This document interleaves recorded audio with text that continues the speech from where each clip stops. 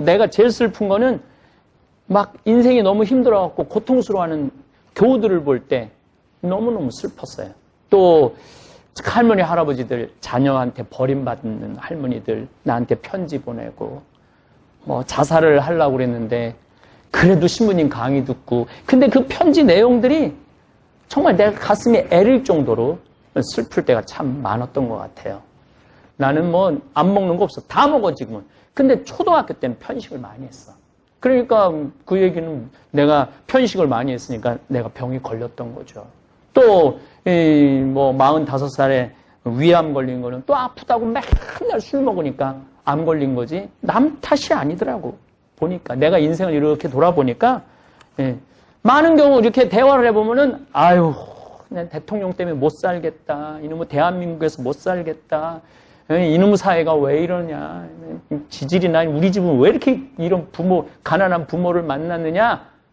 물론 외적인 요인이 될 수도 있지만은 그 다 내가 하기 나름이에요. 내가 어떤 인생을 사느냐. 내가 하기 나름이에요. 내가 어떻게 살아가느냐. 그거는 인생은 선택의 연속이야. 근데 누가 선택해? 남이 선택하라고 그러는 게 아니거든. 내가 선택하는 거야. 내가. 나이를 먹을수록 그 선택은 자신의 그 선택의 책임의 범위가 훨씬 커져요. 어렸을 때는 선택의 범위가 작지만은 나이를 먹을수록 내가 선택하는 건 책임이 더 커지는 거야. 그래서 난 가끔 뭐 한 70, 80 된 분들이 신부님 내 자식이 사업한다고 그래갖고 아파트 맡겨갖고 했는데 망해갖고 갈 데가 없어요. 신부님 저 신부님이랑 살고 싶어요. 그리고 오는 분들 볼 때 참 70 동안 가장 잘못된 선택을 한 거죠. 그러니까 인생을 잘못 살은 거죠. 그거는 누가 잘못 사는 거냐면 본인이 잘못 사는 거예요. 본인이. 그래갖고 어디 가서 울고불고 한다고 책임져 줄 사람은 내가 보기에는 없는 것 같아요. 그래서 유튜브 구독자님들도 제가 정말로 부탁하고 싶어요. 이제 자식들한테 그만 주세요. 그리고 love yourself. 자신을 사랑하세요. 자신한테 잘해주세요.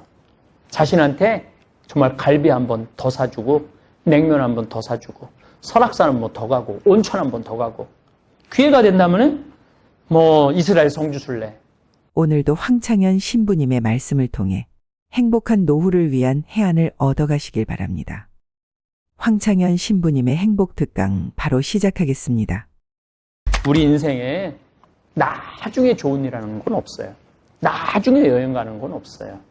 이걸 뭐 우리 라틴어로는 힙, 액, 눅쿠라고 그래.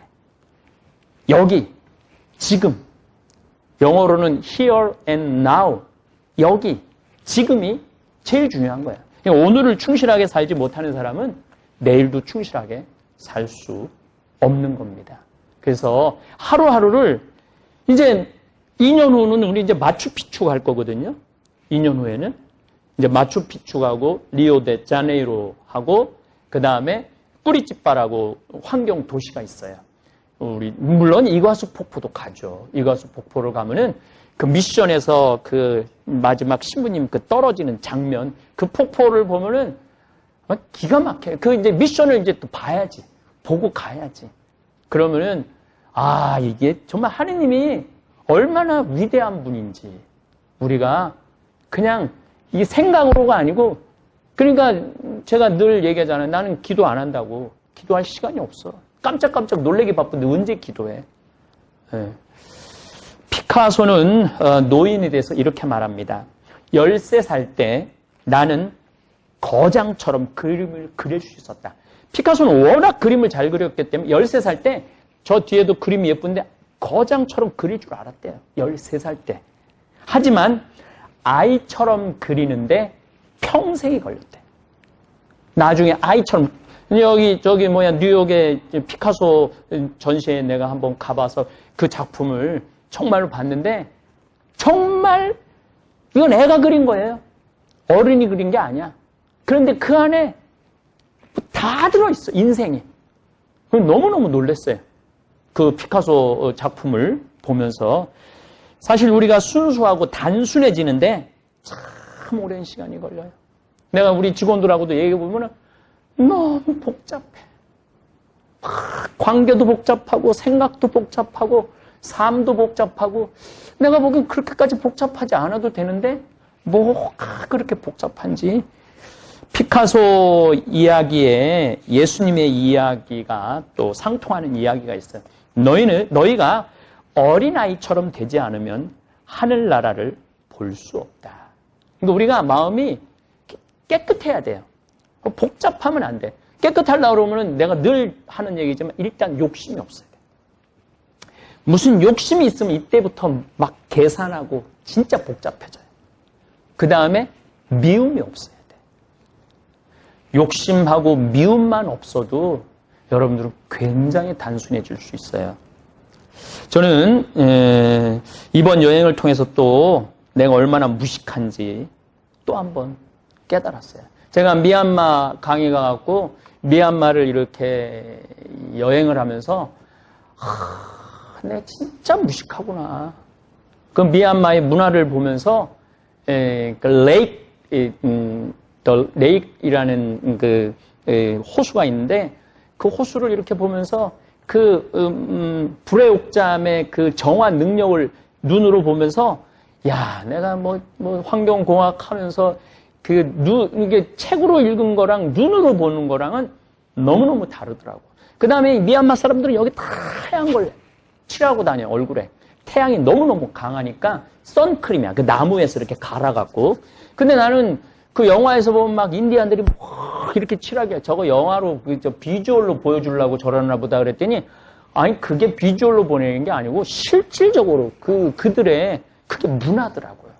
그러면서 내가 정말 모르는 게 너무 많구나. 특별히 이번에 서부에서 그 웅장한 그 캐년들을 돌아보면서 또 우리 가이드 장 다니엘 가이드 선생님이 그 지질학적으로 그 설명을 얼마나 열심히 했어요.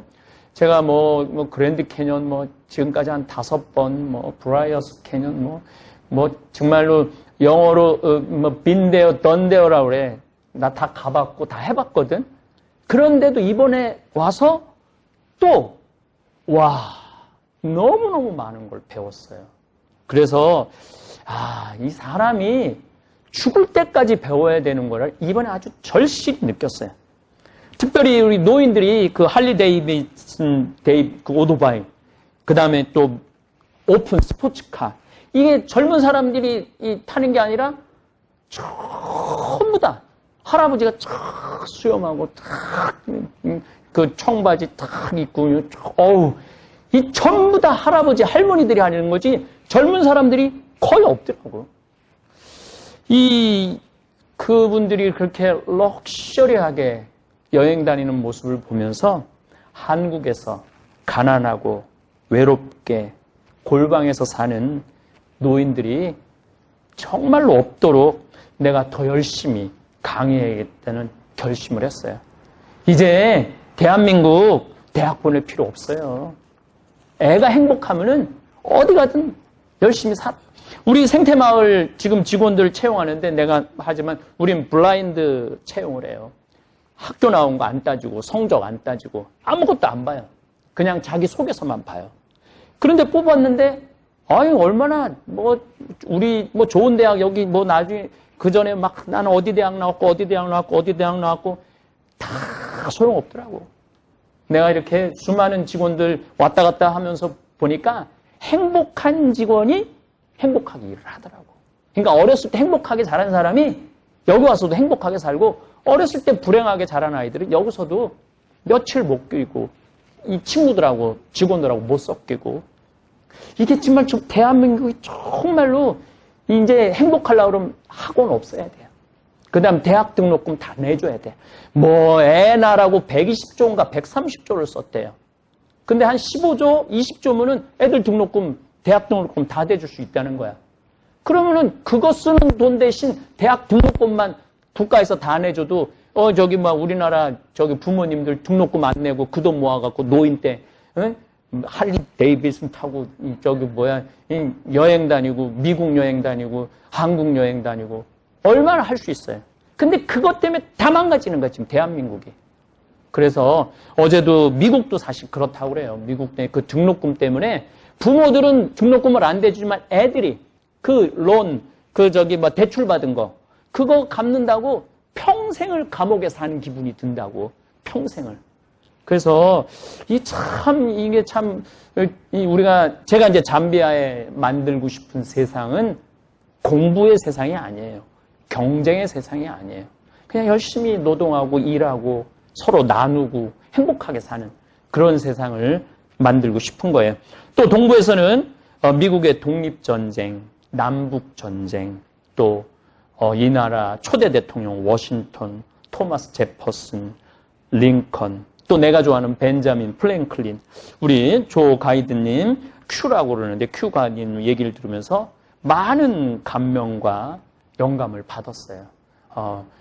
링컨은 또 국회의사당을 보고 제퍼슨은 또 백악관을 보고 있고 그런 것들이 그러니까 이분들이 이 미국을 건국할 때 그냥 건국한 게 아니야. 정말 수많은 책을 읽고 특히 벤자민 플랭클린 같은 경우는 이론적인 바탕을 완전히 해준 사람이야. 이 나라는 모든 사람들이 평등한 나라고 모든 사람들이 자유롭게 기회를 얻을 수 있는 어느 누구나 그런 나라로 디자인을 한 거예요. 나라 자체를.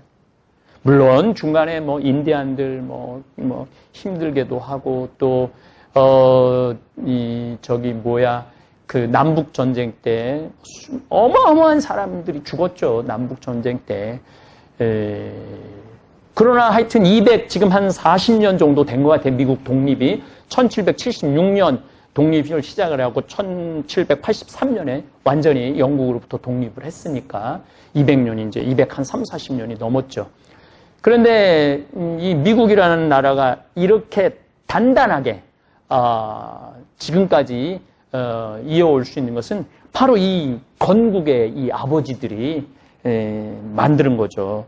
저는 물론 제가 나름대로 곧 토요 특강에 일본의 이해에 대한 건 앞으로 3회 내지 4회만 더 하고 이제 미국에 대한 이해를 강의를 할 거예요. 제가 첫 번째로는 중국에 대한 이해를 강의를 했고 이번에는 일본에 대한 이해를 지금 11강 한 15강까지 하고 끝낼 거예요. 그리고 이제 미국에 대한 이해를 해야 돼요. 왜냐하면 우리가 미국과 일본과 중국, 러시아를 이해하지 않으면 우리가 살아날 수가 없어요. 제가 말씀드렸지만은 일본에 대한 이해 강의하면서 이번에는 내가 해볼 만하다고 그랬잖아요. 우리가 1910년에 나라 뺏길 때는 정말로 제대로 된 전쟁 한번 못 해보고 이 나라를 뺏겼어. 근데 이번에 일본이 전쟁을 걸어왔는데 이번에는 만만치 않아요. 일본은 이제 지는 해야 무슨 우길기 이 말도 안 되는 얘기예요. 이제 일본은 지는 해예요. 지는 해. 그 마지막 그야말로 막말을 한다면 발악을 하고 있는 거예요. 지금 우리 대한민국 국민들이 정말 정신만 똑바로 차린다면 충분히 이 어려움을 좀 해결할 수 있다고 생각해요. 내가 그 자료를 좀 조사를 했는데 내가 이스라엘 성지순례 갈 때마다 너무 놀라운 건 대한민국 차가 너무너무 많은 거야. 근데 이스라엘의 그 차 점유율 1위가 대한민국 현대하고 기아예요. 1위가 현대, 3위가 기아예요. 그러면은 독일 차는 이스라엘 사람들이 몇 퍼센트를 사느냐? 1%밖에 안 사요. 독일 사람들이. 독일 사람 차를. 왜 이스라엘 사람들이 독일 차를 1%밖에 안 사냐면 우리 600만 명의 우리 유대인을 학살한 사람들이라 이거야. 그러니까 독일 차 자체도 안 사겠다. 아무리 좋더라도. 독일 차 안 사고 우리하고 똑같은 아픔을 겪었던 한국 차 산다는 거예요. 그래서 이번에 이스라엘하고 우리하고 FTA 체결했잖아요. 이게 저변에 그런 것들이 다 깔려 있는 거야. 근데 우리 대한민국 국민들이 지금 일본 차 막 사고, 일본 물건 사고, 일본 맥주 마시고, 일본 여행 가면은 이번엔 그러면 안 돼요. 이번엔 정말로 정신 똑바로 차야 돼. 온 국민들이. 근데 옛날에는 국민들이 지금 나라가 팔린 건지 안 팔린 건지 5명이 사인을 했대고 고정은 안 했다고 그러고 그리고 자살한 사람도 없어 나라. 그래갖고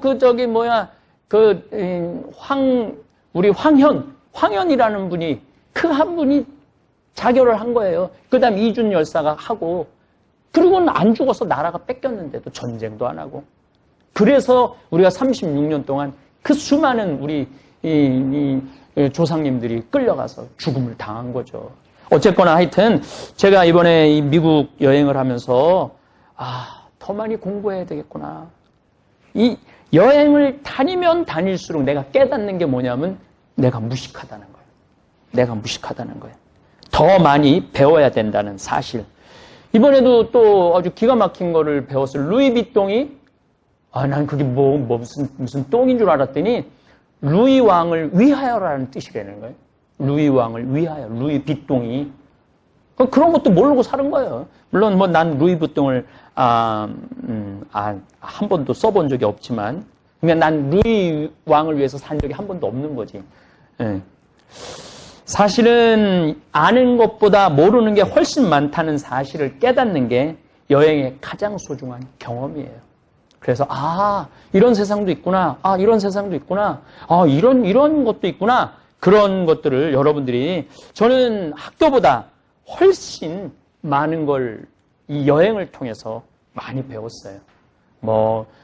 유럽부터 이스라엘 성지순례, 아프리카, 그다음 인도, 하여튼 안 다닌 정말 안 다닌 데가 없으면서 세상이 이렇구나. 특히 북극의 얼음이 녹는 걸 보면서 나는 온몸으로 지구온난화를 정말 온몸으로 느끼고 있어요. 정말 내가 환경에 대한 강의도 여러분들한테 해드릴 거예요. 아마 환경에 대한 강의는 한 20회에 걸쳐서 전부 다 한번 우리 유튜브 구독자님들 이 우주의 신비, 또 지금 이 지구가 얼마나 오묘한 별인지 제가 말씀을 드리겠습니다. 어쨌든 지구 여행을 하다 보면 내가 얼마나 작은 존재인지, 또 반대로 세상을 보는 눈이 커져요. 세상을 보는 눈이 넓어져요. 내가 작아지기도 하면서 커지기도 하는 게 저는 여행이라는 생각을 합니다. 그래서 우리 직원들이 여행을 통해서 감동받고, 여행을 통해서 많은 걸 배우고, 또 내가 무식하다는, 또 정말 이 지구라는 이 어마어마한 별에서 내가 살고 있다는 거 얼마나 큰 은총인지 그런 걸 좀 깨달았으면 좋겠어요. 그리고 저는 서부부터 동부까지 이렇게 여행을 하면서 제 1살서부터 55년의 인생을 이렇게 돌아봤어요. 그야말로 희, 노, 에, 락이 다 있었더라고. 정말로 나는 기쁘게 산 사람 중에 하나예요. 정말 기쁘게 산 사람 중에 하나예요. 또 화도 많이 났었죠. 젊었을 때는. 지금도 저 젊은 편이지만은 이 신학생 때, 또 보좌 신부 때, 또 우리 김신부님도 그런 걸 경험했지만은 젊은 신부 때 교회의 어떤 복음 정신과 맞지 않는 교회 모습을 볼 때 분노했어요. 지금 생각하면 의노가 아니었어. 그냥 분노였죠, 분노. 예. 근데 그거를 내가 이렇게 받아들이고 이해하는데 참 시간이 많이 걸렸던 것 같아요. 또 슬픈 거는 정말로 슬펐던 적도 많았던 것 같아요. 그리고 이제 내가 제일 슬픈 거는 인생이 너무 힘들어갖고 고통스러워하는 교우들을 볼 때 너무너무 슬펐어요. 또 할머니, 할아버지들, 자녀한테 버림받는 할머니들 나한테 편지 보내고 자살을 하려고 그랬는데 그래도 신부님 강의 듣고, 근데 그 편지 내용들이 정말 내가 가슴이 애릴 정도로 슬플 때가 참 많았던 것 같아요. 그리고 즐겁고 다 해본 것 같아. 근데 희, 노, 에, 락을 가만히 보니까 내가 기쁘고 화나고 슬프고 즐거운 것이 남 탓이 아니더라고요. 내가 이렇게 인생을 돌아봐서 원인이 다 나한테 있었어. 즐거울 때도 나 때문에 즐거웠고, 화가 날 때도 나 때문에 화가 났고, 슬플 때도 나 때문에 슬펐던 것 같아. 그들이 슬펐던 게 아니라 어떻게 나 자신의 인생을 돌아보면서 내가 거기에 이렇게 겹쳐서 이렇게 페이드 아웃이라고 그럴까? 이렇게 같이 이렇게 사라지는 그런 기분이 들었던 것 같아요. 사고, 팔고라고 생로병사 태어나고, 내가 태어나고 싶어서 태어난 게 아니잖아요. 어떻게 다 보니까 이 세상에 태어났고, 우리 어머니와 아버지 어떻게 보면 만났잖아. 그래서, 자녀한테, 이놈의 새끼, 정말 왜 이렇게 나한테 속색여? 부모들은 그러면 안 돼요. 언제 놔달라고 그랬어? 자기네들이 좋아서 놔놓고 자식 힘들다고 그러는 건 그건 말이 안 되는 얘기예요. 자기가 낳았으면 어떻게 해야 돼? 책임을 져야 돼. 자기가 낳았으면은. 낳지 않았으면 책임을 안 져도 되지만 우리처럼 자기가 낳았으면 책임을 져야지. 그럼 어쨌든 내가 내 뜻에 원하지 않고 왔어요. 그리고 이제 늙어가는 거가 좀 느껴져요. 머리도 자꾸 빠지고 눈도 잘 안 보이고. 어제도 이렇게 공연 보는데 어제는 티켓을 좀 늦게 끊어갖고 아니 자스민이 얼굴이 안 보이는 거야. 이쁜 거 같은데 보니까 한편으로는 편하기도 하더라고. 얼굴이 안 보이니까 그냥 지금도 잘 안 보여 사실은. 지금도 아주 늙는 거는 불편한 것도 있는데 편한 것도 있는 것 같아. 안 보이니까 안 보는 것도 많은 것 같아요. 그 다음에 병드는 거. 제가 이 관절염 중학교 1학년 때 걸렸는데 지금 이렇게 생각해 보면은 내가 초등학교 때 편식을 참 많이 했어요. 지금은 안 먹는 거 없이 다 먹지. 난 송충이도 잠비아 수녀님들이 송충이 이렇게 튀겨준 것도 내가 먹으니까 나는 안 먹는 거 없어. 다 먹어 지금은. 근데 초등학교 때는 편식을 많이 했어. 그러니까 그 얘기는 내가 편식을 많이 했으니까 내가 병이 걸렸던 거죠. 또 45살에 위암 걸린 거는 또 아프다고 맨날 술 먹으니까 암 걸린 거지 남 탓이 아니더라고. 보니까 내가 인생을 이렇게 돌아보니까 많은 경우 이렇게 대화를 해보면은 아유 난 대통령 때문에 못 살겠다. 이놈의 대한민국에서 못 살겠다. 이놈의 사회가 왜 이러냐. 지질이나 우리 집은 왜 이렇게 이런 가난한 부모를 만났느냐. 물론 외적인 요인이 될 수도 있지만은 다 내가 하기 나름이에요. 내가 어떤 인생을 사느냐. 내가 하기 나름이에요. 내가 어떻게 살아가느냐. 그거는 인생은 선택의 연속이야. 근데 누가 선택해? 남이 선택하라고 그러는 게 아니거든. 내가 선택하는 거야. 내가. 나이를 먹을수록 그 선택은 자신의 그 선택의 책임의 범위가 훨씬 커져요. 어렸을 때는 선택의 범위가 작지만은 나이를 먹을수록 내가 선택하는 건 책임이 더 커지는 거야. 그래서 난 가끔 한 70, 80 된 분들이 신부님 내 자식이 사업한다 그래갖고 아파트 맡겨갖고 했는데 망해갖고 갈 데가 없어요. 신부님 저 신부님이랑 살고 싶어요. 그리고 오는 분들 볼 때 참 70 동안 가장 잘못된 선택을 한 거죠. 그러니까 인생을 잘못 살은 거죠.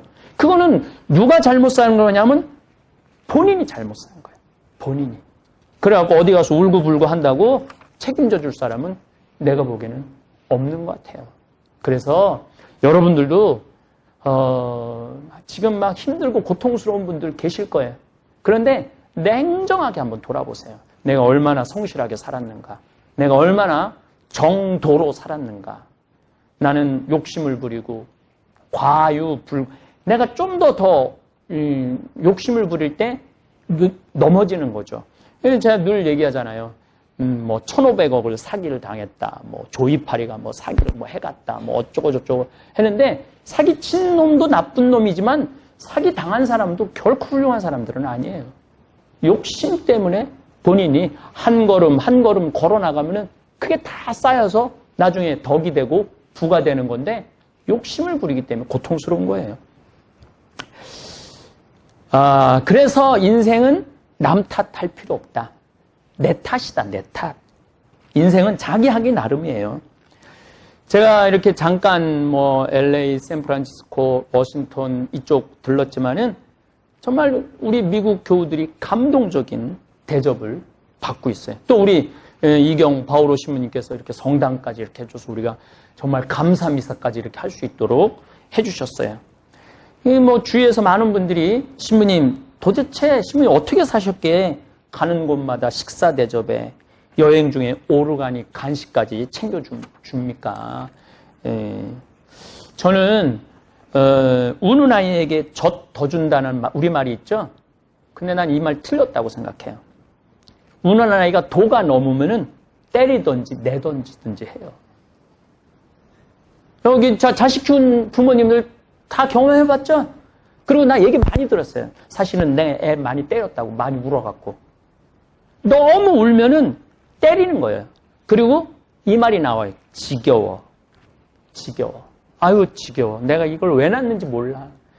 또 어떤 아주 재미난, 아는 분은, 군인인데, 대위야, 대위. 해병대 대위인데, 아들이 둘이래. 남편도 해병대 장교고, 아유, 그 집은 그냥 해병대에다가 그냥, 우리 대위도 여자니까, 아내도 대위, 남편은 소령, 좋겠다 그러니까 아들 둘이 있으면 얼마나 좋으냐. 신부님, 그런 소리 하지 마세요. 할 수만 있으면 뱃속에 다시 집어넣고 싶어요. 그러니까 이 아기가, 여러분들 잘 알겠지만 내가 잘 아는 지인이, 딸이 손녀를 낳았어요. 근데 나도 얼굴을 봤지만 빵긋빵긋 웃어. 하루 종일 웃어. 그리고 아빠가 유명한 가수인데 아빠 노래가 나오면 엉덩이를 실룩거리면서 막 춤을 추고 막.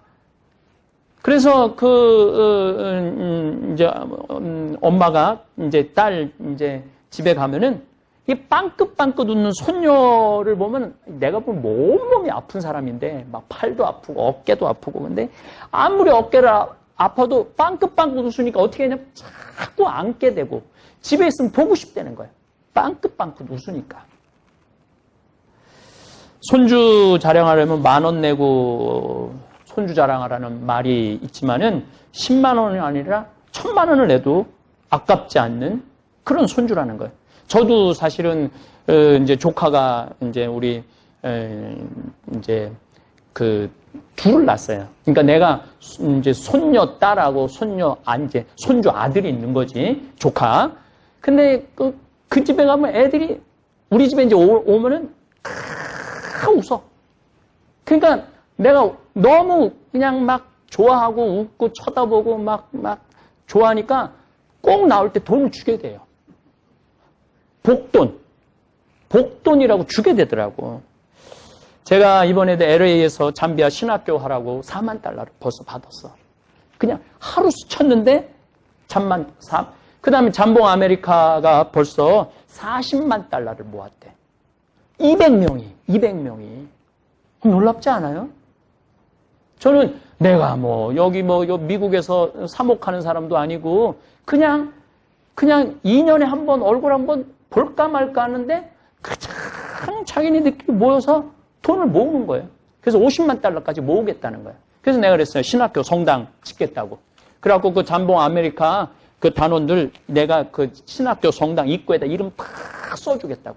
근데 그랬어요. 그랬더니 그냥 잠봉 아메리카만 해줘도 좋겠다는 거야. 그냥 신부님 하는 일, 아니 신부님 도대체 얼굴이 잘생기기를 했어. 내가 늘 얘기하잖아. 씹다 뱉은 수제비 같이 생겼지. 키가 크기를 해. 왜 신부님 일에 동참을 그렇게 많이 하느냐라고 묻는 사람들이 참 많아요. 근데 이거 다 내 탓이야. 뭐냐면은 내가 언제나 참 기쁨을 얘기를 많이 해요. 희망을 얘기를 많이 해요. 그 다음에 저는 옛날에 내가 어땠는데 이런 얘기 거의 안 해요. 내가 옛날에 정말 잘 나갔는데 옛날에 왕년에 내가 정말 끝내줬는데 내가 지금 이 꼴일 때 이런 소리 안 해요. 저는 항상 내일을 얘기해요. 내일을. 내가 우리 직원들하고 11일 동안 얘기하면서 내가 샌프란시스코 한 5번 갔어요. 근데 말 한마디 안 하잖아. 옛날에 내가 여기 다 와봤어. 그럼 여러분들 기운 쫙 빠지거든. 뭐야. 근데 한마디도 안 하잖아. 한마디도. 뭐라고? 공연에 대한 얘기도 안 하고, 맨하탄에 대해서도 오늘 저녁에 여러분들 이제 야경 보러 가는데 내가 한마디도 안 하는 거야, 지금. 그냥 야경 보러 가는 거야. 근데 미리 가보면 이러면은 옛날 얘기하는 사람하고는요, 자꾸 짜증이 나요. 근데 내일을 얘기하는 사람, 미래를 얘기하는 사람, 이런 사람하고는 자꾸 얘기하고 싶어요. 같이 꿈꾸고 싶어요. 옛날에 내가 이랬는데 나 지금 힘들어 죽겠어. 정말로 앞으로 어떻게 살아가야 될지 앞이 깜깜해. 그러면 그 사람의 깜깜함을 내가 같이 지는 거야. 그러니까 그 사람하고 있으면 어떻게 되냐면 답답해. 답답하고, 어떻게 하지? 앞이 깜깜하다는데? 내가 책임져 줘야 되나? 뭔가 도와줘야 되나? 점점 그 사람을 2번 만나다가 1번 만나고 1번 만나다가 안 만나게 되는 거예요. 한 번은 들어줄 수 있지만은 2번째는 들어주기 힘든 게 우리 인간의 본성이에요. 신나는 얘기, 미래의 가슴 벅찬 계획, 같이 하고 싶다. 제가 얘기하잖아요. 이제 신학교 올해 신입생이 들어와요. 얼마나 설레. 그 교황청에서 교황대사가 대주교님하고 신학교 짓는 걸 보러 오셨어요. 보러 와갖고 OMG라고 그래. 오 마이 갓 그랬대요. 교황대사가 아프리카에서 어떻게 이런 일이 벌어질 수 있느냐고. 이 한국 신부님 이거 하는 거냐고. 교황대사가 너무너무 놀랬대. 이 신부님 이거 여기 끝까지 이거 져줄 수 있느냐고. 교황대사면은 대주교거든요. 근데 그 대주교가 와갖고 너무너무 놀래고 갔다는 거예요. 그래서 아마 내년에 이제 우리 주교님, 우리 수원교구 본주교님이 축성하러 가시겠다고 그랬을 때 그 교황대사하고 대주교, 대통령도 아마 올 거예요. 얼마나 신나. 얼마나 그리고 올해 이제 20명이 이제 신입생이 들어온다고 그래요.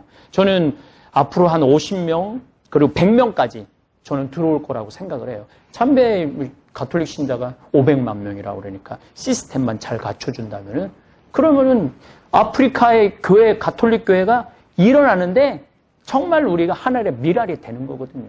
그래서 우리 생태마을 직원들 정말 대단한 일을 지금 하고 있는 거예요. 여러분들 청국장 파는 게 아무것도 아닌 것 같은데 이게 위대한 일을 하는 거예요. 그 청국장이 우리 국민들한테도 건강을 주지만은 이 세계의 건강을 나눌 거라고 생각합니다. 우는 아이 한 대 더 때리고 웃는 아이 한 번 더 안아준다. 그러니까 여러분들도 어디 가서 우는 소리, 그건 그냥 본인이 이렇게 묻어두는 그런 훈련이 필요해. 예. 이 사람한테 가서 울고 저 사람한테 가서 울고 온 세상에 울고 다녀봐. 누가 그 사람을 안아주겠어요?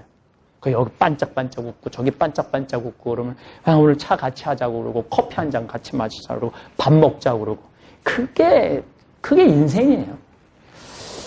전도서에서 기쁘게 먹고 마시라고 충고를 해줘요. 그래서 예수님도 야이로의 회당장 딸을 살리고 난 다음에 대단한 얘기 안 했어. 소녀에게 먹을 것을 주어라.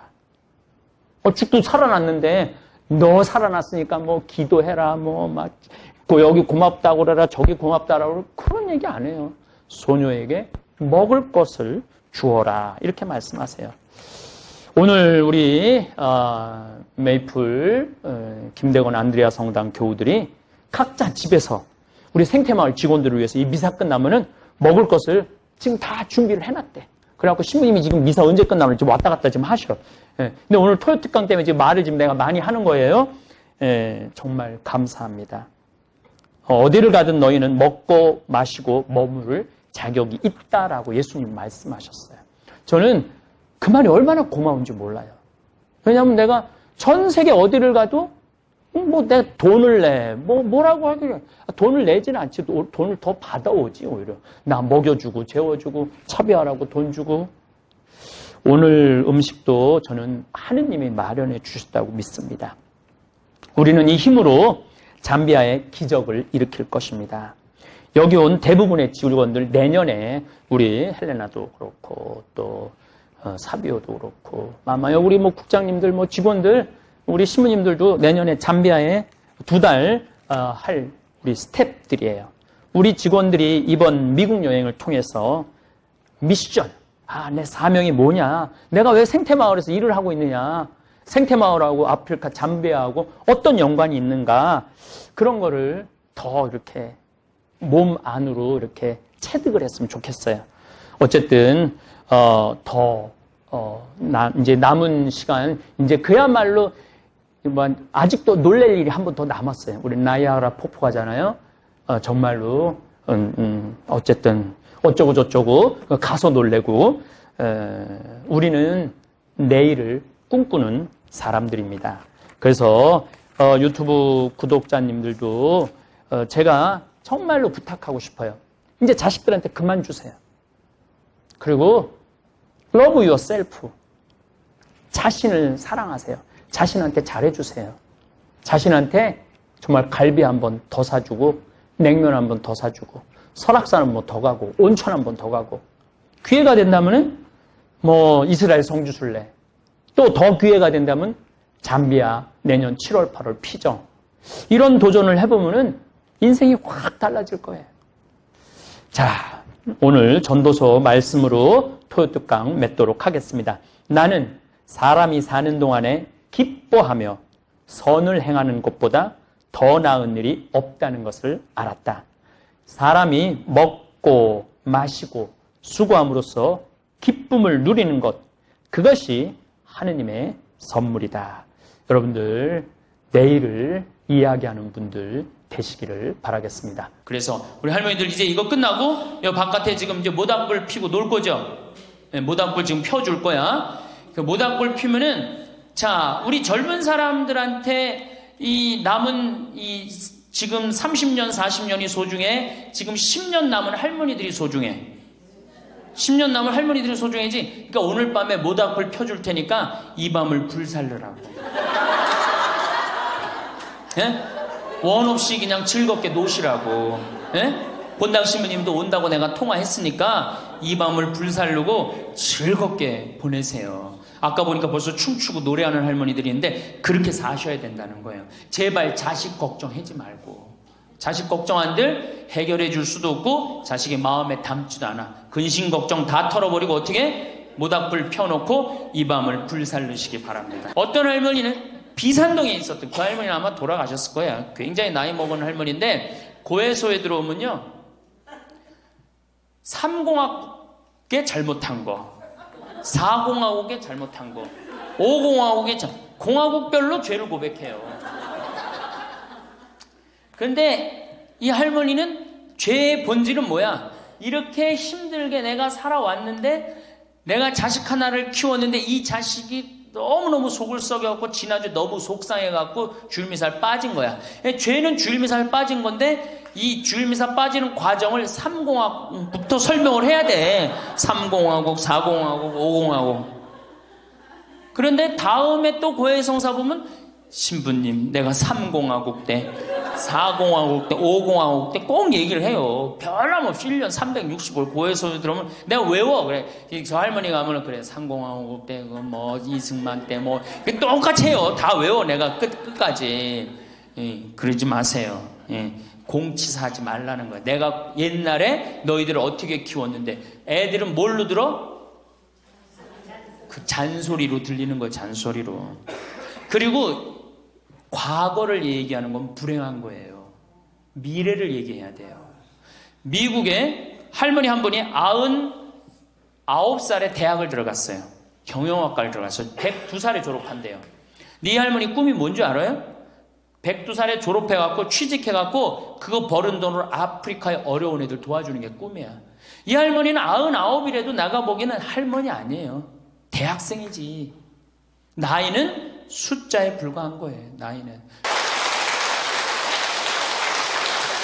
네. 장면수님,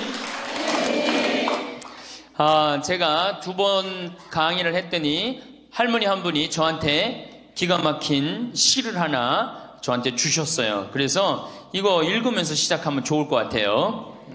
제목은 허무입니다. 허무. 부생 모육 그 은혜가 태산보다 높고 큰데 청춘 남녀 많다지만 효자 효부 안 보이네. 시집가는 새색시가 시부모를 마다하고 장가가는 아들들은 살림나기 바쁘도다. 그러니까 아들 키워도 소용없다니까. 그냥 여우 같은 마누라 그냥 쫓아나가기 바쁘다 이거죠. 제 자식이 장난치면 싱글벙글 웃으면서 부모님이 훈계하면 듣기 싫은 표정이네. 시끄러운 아이 소리 잘한다고 손뼉치며 부모님의 회심 소리 듣기 싫어 빈정대네. 제 자식이 오줌 똥은 맨손으로 주무르나 부모님의 기침갈에 불결하여 밥 못 먹네. 과자 봉지 들고 와서 아이 손에 쥐어주고 부모 위에 고기 한 근 사올 줄을 모르도다. 애완동물 병이 나면 가축병원 달려가고 늙은 부모 병이 나면 그러려니 태어나고 10자식을 키운 부모 하나같이 키웠건만 10자식은 한 부모를 귀찮스레 여겨지네. 그래서 여기저기 다니면서 길에서 죽는다며요. 아들 많이 키우면은 그냥 이 집에 쫓겨가고 저 집에 쫓겨가고 가다가 자식 위에 쓰는 돈은 아낌없이 쓰건만은 부모 위에 쓰는 돈은 하나둘씩 따져보네. 자식들의 손을 잡고 외식함도 작건만은 늙은 부모 위해서는 외출 한번 못하도다. 좋은 것 같아요. 아주 요즘 우리 할머니들이 받는 서름을 기가 막히게 표현한 것 같아요. 예. 이런 거 듣고 고개만 끄덕일 게 아니라 실질적으로 이렇게 살아란 말이에요. 이런 자식들을 위해서 뭘 재산을 물려준다고 돈 안 쓰고 깔고 앉아갖고 그냥 참 쥐고 있어요. 내일 어떻게? 은행 당장에 가갖고 어떻게? 은행에다 잡혀갖고 대출받아서 다 쓰다 죽으세요. 다 쓰다가. 자, 이제 노인 학대를 아까 못하던 얘기 좀 하겠습니다. 노인 학대를 보면 정서적으로 41%가 정서적으로 노인을 무시하는 거예요. 늙었다고, 모른다고, 무식하다고. 엄마가 뭘 알아. 가만히 아무것도 하지 말고 가만히 있어. 근데 또 이 늙으면 아무것도 하지 말라고 가만히 있으라고 그러면 더 해요. 굳이 걸레 삶지 말라고 그래도 굳이 걸레 삶는다고 저기 뭐 통에다가 넣고 또 까먹고 또 그냥 완전히 다 태워먹고. 그러니까 구박을 받는 거지. 왜 하지 말라는 짓을 골라세요. 그거 하는 시간 있으면 어떻게? 나가서 놀아. 예, 밥 한다고 그냥 또 쌀 씻어 얹어갖고 다 태우고 그러지 마시고.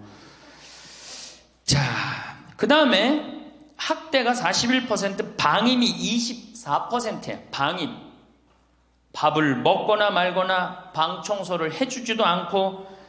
제가 봉송체 나가보면 당뇨병 걸린 할머니들 옷을 얼마나 갈아 안 입혔는지 냄새가요, 표현할 수 없는 냄새가 나요. 당뇨병 걸린 할머니들, 이 풍 걸려갖고 이렇게 누워있는 할머니들 집에 가보면은요, 냄새가 아주 묘한 냄새가 나요. 오줌 냄새, 똥 냄새, 군 냄새 막.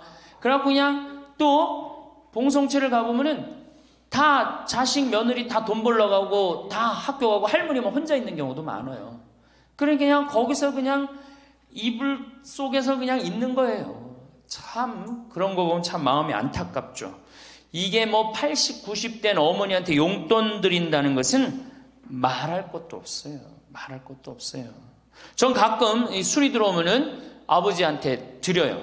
그럼 아버지가 양로원에 노인정에 가고 친구들이랑 먹고 아주 근사하게 고기도 제가 사다 드려요. 고기도 노인정에 친구들이랑 구워 먹으라고. 사실은 제가 아주 강조하는 거지만 여러분들은 자식들보다 누가 더 중요해요? 친구가 훨씬 중요해요. 전신 같이 먹어주고 화투 같이 쳐주고 같이 한탄 신세, 자기 신세 한탄 같이 들어주는 거 누구밖에 없어? 친구가 더 중요한 거야. 그러니까 손자들 용돈 줄 생각하고 그냥 꼬깃꼬깃 모아두지 말고 그 돈 꺼내갖고 어떻게? 친구랑 같이 칼국수 사 먹고 냉면 사 먹으란 말이에요. 제일 중요한 거예요. 이 노년의 유대라는 거는 노년의 유대 관계. 내가 집에서 돈 쓰기 싫어갖고 사실 돈 쓰기 싫어갖고 안 나가는 할머니들도 많아요. 돈 아까워서. 그래갖고 그냥 집안에 가만히 있잖아요. 그 할머니는 완전히 고립되는 거예요. 내가 친구를 만나갖고 같이 걱정도 해주고 아픈 친구에서 기도도 해주고 또 아픈 친구 손잡고 평창에도 같이 와주고 이게 살아가면서 치매 안 걸릴 수 있는 굉장히 중요한 길 중에 하나예요. 난 안 주고 안 받는다. 난 늙었으니까 안 주고 안 받는다. 그런 생각 하지 마시라는 얘기입니다. 세 번째는 이 할머니들이 어떻게 구박을 받냐? 구타야, 구타. 구타가 20%예요, 20%. 때리는 거예요, 때리는 거. 늙은 엄마, 늙은 아버지 때리는 거 말 안 들으면은 정말로 때리는 경우 참 많아요. 정말 기가 막힌 일이 지금 벌어지고 있는 거예요. 근데 이 기가 막힌 일이 왜 벌어져? 이유는 딱 한 가지야. 안 죽어서 벌어지는 거, 안 죽어서. 40살에 죽고, 50살에 죽고, 60살에 죽으면은 이런 구박 받아요, 안 받아요?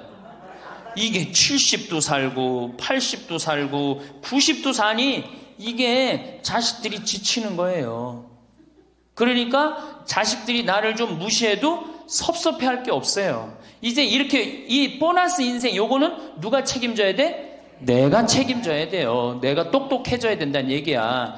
그래서 정규 학교를 만들어야 돼요. 60 넘어갖고 64살까지 학교 다니게 해갖고 이거 졸업한 사람만 100살까지 살게 해줘야 돼. 이거 졸업 안 하면은 뭐 어디로 보내든지 해야지 이게 그냥 바보같이 살면서 자식들도 원수되고 본인들도 고통스럽고 그냥 마지막 인생을 그렇게 미움, 원망, 저주 속에서 살다가 죽으면 천당 갈 것 같아요? 못 갈 것 같아요? 행복한 상태에서 죽어야지 천당 가요. 요한 바오로 2세 교황님 난 천당 100번 가고도 남은 분이라고 생각해. 왜? 죽으면서 뭐라고 그랬어요? 나는 행복했다. 니네들도 행복해라. 그러고 가셨잖아. 그러니 천당 가시죠. 그러니까 우리 할머니들 지금 중요한 건 웰빙 그러는데 누구 웰빙이 제일 중요해? 할머니, 할아버지도 웰빙이 제일 중요한 거야.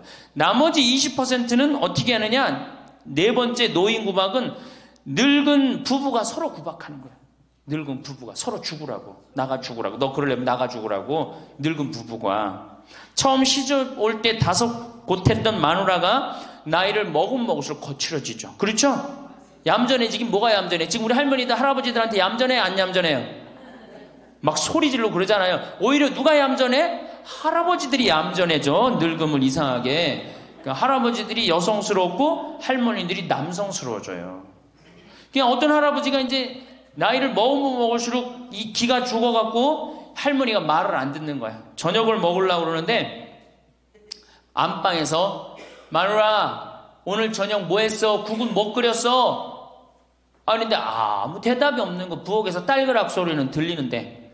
그래갖고 이제 안 그래도 이제 할머니가 자기를 무시하는 것 같다고 막 화가 나는데 대답을 안 하니까 날 진짜 무시하는 것 같잖아. 그래갖고 이제 거실에 나가고 또 얘기했어요. 마누라 오늘 저녁 뭐 했냐니까 국 뭐 끓였어? 그런데도 딸그락 소리는 들리는데 아무 대답이 없는 거예요. 그래갖고 이제 너무 열받아갖고 부엌에 가갖고 이제 소리를 지르는 거예요. 아니 오늘 저녁 뭐 했는데 왜 무시하느냐고? 왜 대답을 안 하느냐고? 그랬더니 할머니 하시는 말씀이 내가 콩나물국이라고 3번이나 대답했는데 왜 이렇게 자꾸 떠드느냐고. 그러니까 할아버지 자기 귀 먹은 건 생각 안 하고 뭐만 생각나는 거예요. 할머니가 대답 안 했다는 것만 섭섭한 거야. 늙으면 그러니까 자꾸 자기 자신은 모르고 뭐만 생각해? 섭섭한 것만 생각하는 거. 섭섭한 것만. 이게 서로 이해하고 감싸줘도 전차를 판국인데 이게 서로 구박하면 되겠어요. 이제는 누구밖에 없어? 할머니, 할아버지들밖에 없어요. 이제 만약에 돌아가시면 어떻게 돼요? 고아되는 거예요. 고아되는 거. 할아버지들 돌아가시면 우리 할머니들 뭐 돼? 고아되는 거예요. 작년에 여기 할아버지, 여기 고아할머니 몇 분 계신가 보다. 작년에 할아버지 한 분이 81살 되신 할아버지예요. 오셔갖고 그러는 거예요. 두부도 만들어 먹고 여기 또 5월 6월달 경치가 너무 좋잖아요. 찰떡도 만들어 놓고. 근데 할아버지가 신부님 이렇게 좋은데 나 혼자 오니까 별로 안 좋아요. 우리 마누라하고 나하고 부부 금실이 너무 좋았는데 작년에 마누라가 죽었다는 거예요. 그런데 더 여기 오니까 더 쓸쓸해야 되는 거야. 이 좋은 거 같이 봤으면 얼마나 좋을까. 이 앞에 강 바라보고 탁 저녁에 모닥불 펴놓고 놀고 아까 두부 만들어갖고 막걸리 한잔하고 이 좋은 걸 같이 했으면 얼마나 좋았겠느냐 이거예요. 그러니까 우리 할머니들 자식들 걱정하지 말고 누구 걱정해줘? 할아버지들 걱정해줘요. 자식들 뒷거 챙겨줄 거 있으면 누구 보약해드려? 할아버지 보약해드리세요. 자식은 우리나라처럼 자식한테 매이는 나라가 없어요. 그리고 자식들도 못된 거죠. 부모님이 이제 60 됐으면은 부모님 그동안 모은 재산으로 행복하게 살게 도와줘야 되는데 그걸 끝까지 뺏어 먹으려고 그러는 게 대한민국 자식들이에요. 나쁜 자식들이에요. 제가 보기에는. 자, 그래서 이제 이 세 번째 시간, 이제 진짜 노년의 세 번째 중요한 거 재산 관리에 대해서 지금부터 말씀을 드릴게요. 재산 관리.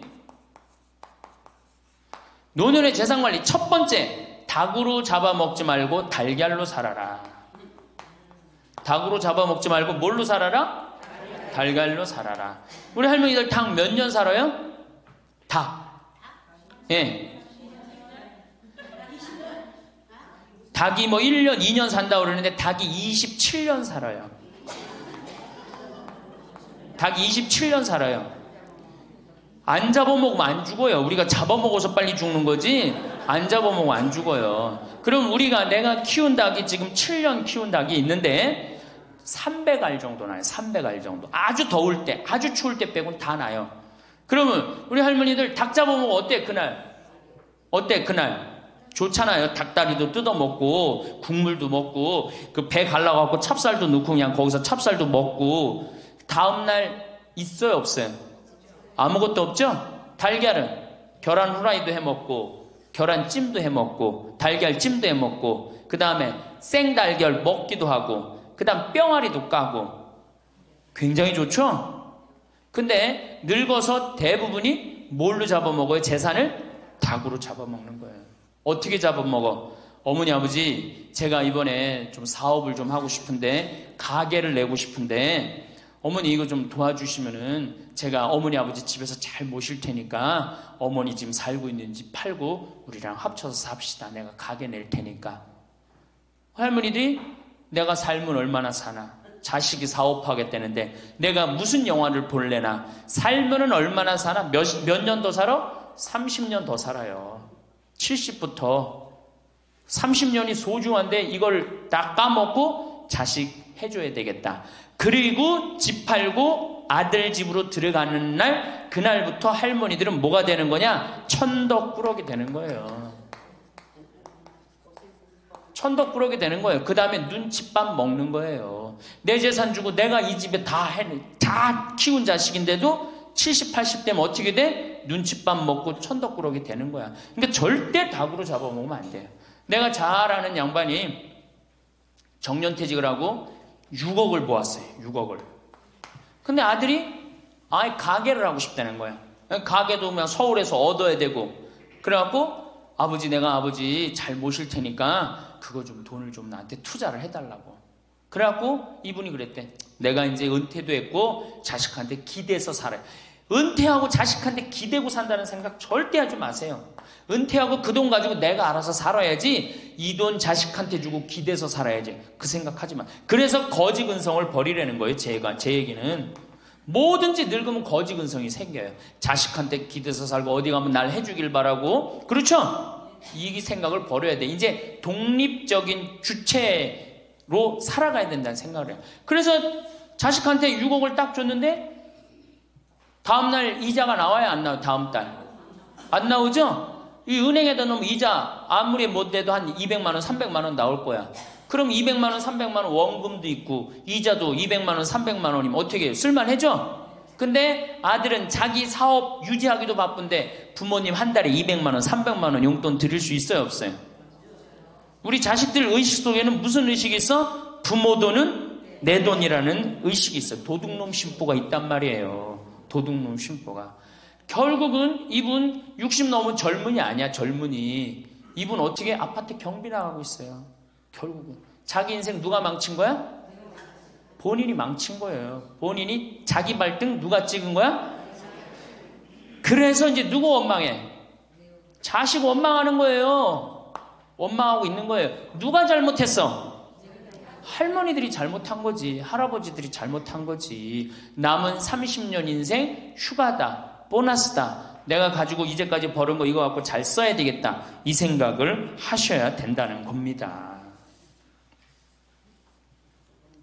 재미난 얘기 하나 있죠. 충청도에 할아버지 한 분이 중풍으로 누웠는데 집안에 대가족이 살아. 큰아들 작은아들 다 농사 짓고.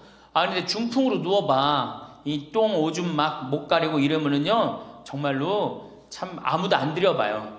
근데 그냥 그 대가족이 사는데 하루에 밥 3끼 들어올 때 외에는 방문이 안 열리는 거예요.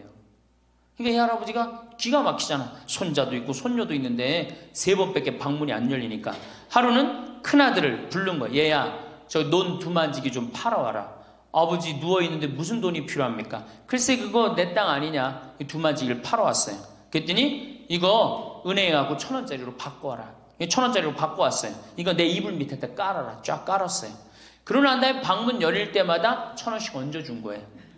아니, 손자놈들이 가만히 보니까 방문 열릴 때마다 1,000원씩 나온단 말이야. 할아버지 학교 다녀오겠습니다. 그러니까 어떻게? 너 학교 가서 맛있는 거 사 먹어라. 1,000원. 학교 다녀왔습니다. 1,000원. 1,000원 주기 전에 하루에 딱 3번 열리던 방문이 1,000원을 주고 나니까 하루에 30번씩 열리는 거예요. 늙어서 누가 효자예요? 그렇지. 늙어서 자식이 효자가 아니라 누가 효자야? 돈이 효자예요. 늙어서는 이 재산 관리를 참 잘하셔야 됩니다. 어떻게 잘하셔야 되느냐 하면은, 자, 우리 할머니들, 내가 이제 늙은 노부모가 있어요. 큰아들, 최고 아니야? 둘째 아들도 있고, 딸도 있고, 막내딸도 있어요. 아, 그런데 누구한테 자꾸 사업비를 대줘? 큰아들한테 계속 사업비를 대줬어. 그런데 부모한테 돈 뺏어갖고 사업하는 놈 중에 성공하는 놈들 없어요. 쉽게 들어온 거 갖고 어떻게 성공을 해요? 그래갖고 이놈이 IMF 때 쫄딱 망했어. 쫄딱 망해갖고 집도 다 날라가 버렸어. 집도 다 날라가니까 이 노부부도 이제 돈 한 푼도 없고 다 날렸어. 보증쓴 것까지 해갖고 은행에 다 날렸어.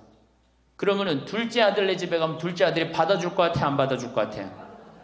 안 받아주죠? 나 힘들고 어려울 때 어머니 아버지가 나한테 해준 게 뭐 있냐고 그 좋아하는 큰아들한테 가라고 그 쫓겨나는 거예요. 그리고 여기 딸한테 가면 딸이 받아줄 것 같아요?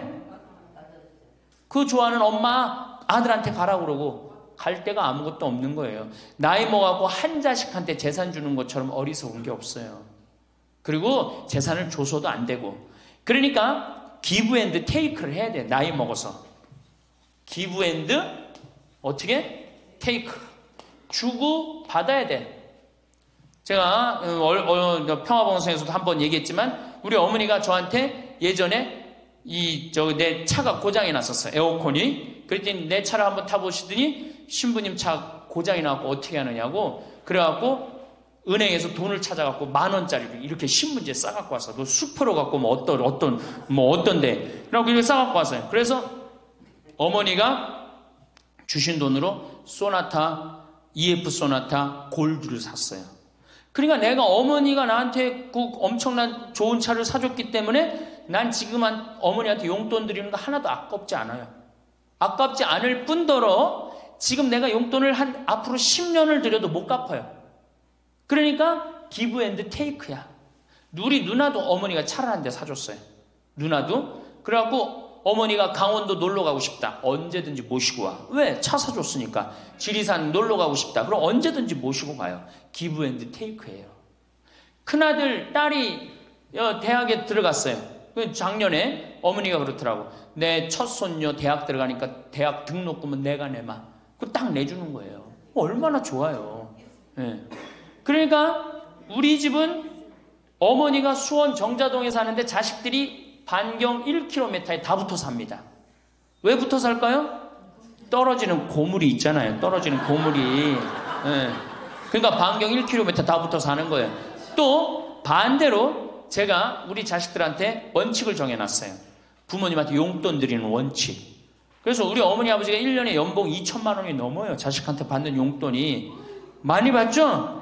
그러면 그 돈 가지고 어머니 아버지가 당신을 위해서 쓰십니까? 또 모아뒀다가 어떻게? 자식한테 쓰고. 그래야지 치매가 안 걸리는 거예요. 저는 정말로 감사한 게 우리 어머니 아버지가 아직도 아파서 병원에 입원 한 번도 안 했다는 거예요.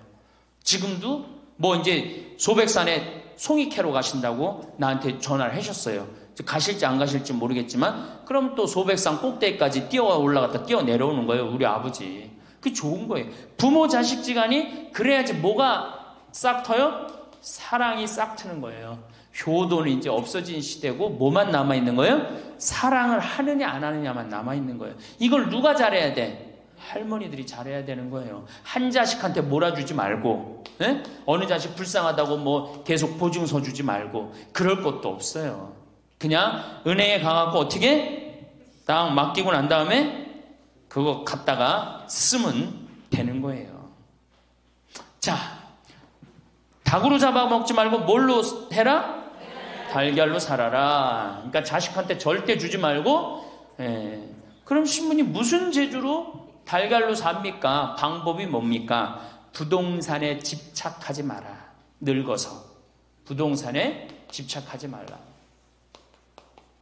우리 할머니들 지금 안양 거기 그 주공하고 이 인공마을 그 개발돼 갖고 지금 아파트 한 채 3억, 4억, 5억 한다 그러죠? 그러면 할머니들이 지금 4억짜리 아파트 살 이유가 있어요? 4억짜리 살 아파트가 있어요? 그걸 팔으라는 거예요. 그거를 팔고 어떻게? 15평, 20평으로 가라는 거예요. 지금 3번에 보면 50평, 이 은퇴한 할머니, 할아버지들이 50평에 사는 할머니들이 무지 많아요. 50평이 밥 먹여줘요? 뭐만 나와? 관리비만 더 나올 거 아니야. 관리비만. 근데 어떤 할머니들이 그런 할머니들이 있어. 자식들이 찾아오면은 집이 넓어야 되지 않느냐고. 자식들이 1년에 몇 번 찾아오는데. 1년에 두세 번밖에 더 와요? 추석 때, 생일 때, 그 다음에 설 때. 그 외에는 거의 안 찾아온단 말이에요. 그걸 위해서 50평짜리를 그냥 깔고 앉아서 20년, 30년 앉아있는다는 건 말도 안 되는 거예요. 그러니까 미국은 부동산이 30%, 금융이 70%라는 거예요. 그러니까 만약에 좁은 집에 해갖고 은행에다가 이 집 3번에 뭐 5억, 6억이라는데 그거 은행에다 넣어놓으면은 어머니, 아버지 인사 갈게요. 그래, 인사 오면 내가 호텔로 와라. 호텔에서 내가 맛있는 거 사줄 테니까. 그리고 먹어서 보내요. 그걸 뭘 집에서 그걸 기다리고 있어요. 그래서 부동산 지금 영모기지론이라는 거 아시죠? 자, 지금 4억짜리 아파트를 팔았어. 그럼 2억짜리 하나 그냥 얻으라는 거예요. 그 임대 아파트든지 조금만 아파트를 줄여서 가라는 거예요. 그러고 난 다음에 2억은 은행에다 넣으면 1억을 은행에다 넣으면 어떤 상품이 있느냐면 1년에 100만 원씩 나와요. 한 달에 100만 원씩. 그래갖고 이게 10년 동안 나와요. 10년 동안. 10년 후에는 1억 없어지는 거예요. 근데 할머니들 한 달에 100만 원 나오면 쓸만해, 안 쓸만해요? 쓸만하죠? 예. 만약 2억을 집어넣으면 어떻게 나올까? 한 달에 얼마가 나와? 200만 원이 나오는 거예요. 200만 원 다 써요? 못 써요? 못 쓰죠? 그럼 한 50만 원은 혹시 10년 후에 또 살지 모르잖아. 그러니까 그거 또 은행에다 연금으로 또 하나 묶어두라는 거 10년 동안. 그럼 10년 후에 또 나온다는 얘기예요. 그렇게 해갖고 내가 이제 70에 집을 정리했어. 80이 됐는데 안 주고 그럼 90까지 나온단 말이에요. 이렇게 한 달에 150만 원 가지고 냉면 먹고 싶으면 냉면 먹으러 가고, 그 다음에 내가 다음 시간에 내일 얘기하겠지만은 수영장 다니고 헬스장 다니고 춤 배우러 다니고 경복궁 가고 창덕궁 가고 평창 놀러 오고 이렇게 살면은요 절대, 제가 성공적인 노화라고 미국에서 20년 동안 연구한 책 한 권을 다 읽었어요. 그랬더니 그렇게 사는 할머니 할아버지들은 중간에 쓰러지는 법이 없다는 거예요. 96%가 건강하게 살다가 죽을 때 많이 고생해 한 달, 두 달이라는 거예요. 그러니까 어떻게 죽을 수가 있는 거야? 꼴까닥 죽을 수가 있는 거야. 돈을 쓰다 죽어야지 꼴까닥 죽는 거지, 안 쓰고 가만히 있으면 바로 병든다는 거예요. 바로 병든다는 거예요. 그러니까 우리 할머니들 어떻게 하셔야 돼? 부동산 어떻게? 내일 어떻게? 내일 은행 가갖고 어떻게?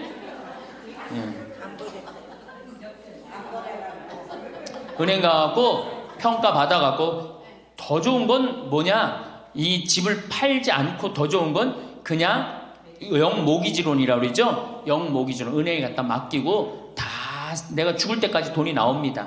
죽을 때까지 돈이 나오고 죽으면은 누가 갖고 가? 은행이 갖고 가는 거예요. 그러면은 우리 할머니들 아까 제가 말씀드렸죠? 재산이 나오면 반은 국가가 갖고 가고 반은 자식들이 싸워. 반은 써보지도 못하는 거야. 물론 이것도 못 써보는 거야. 근데 내가 이걸 전부 다 은행에다 맡겨갖고 요 자식 용돈 주고 싶으면, 아까 기브 앤 테이크 말씀드렸죠? 용돈 주고 싶으면 용돈 주고 먹고 싶으면 다 내가 쓰다가 나라 경제도 돌아가잖아. 500만 명이 이렇게 쓴다고 생각해봐. 경제 돌아갈 것 같아? 안 돌아갈 것 같아요? 잘 돌아가요. 쓰고 싶은 거 쓰고 하고 싶은 거 하고 다니고 싶은 거 다니고 다 하다가 죽으면 누가 갖고 가? 은행이 갖고 가는 거야. 자식도 안 싸우고 얼마나 좋아요. 그러니까 닭으로 잡아먹지 말고 뭘로 살아라? 달걀로 살아라. 그 다음에 부동산에 집착하지 말아라. 또 노년에 믿지 말라 원칙이 있어요. 노년에 뭘 믿지 마라? 첫 번째로 배우자를 믿지 말래. 남편을 믿지 말라 이거예요. 재산 관리를 어떻게 해야 돼? 노년에 공동으로 해야 돼요. 한번 어떤 할아버지가 어느 대학에 재산을 100억인가 할머니하고 상의도 안 하고 기증한 적 있죠? 저는 그거 바람직하지 않다고 생각해요. 혼자 번 거 아니잖아요. 같이 버는 거 아니야, 같이. 그러니까 할머니들 지금 재산 많은 재산은 아니겠지만은 그래도 재산 읽은 거 남편 혼자 읽었어요?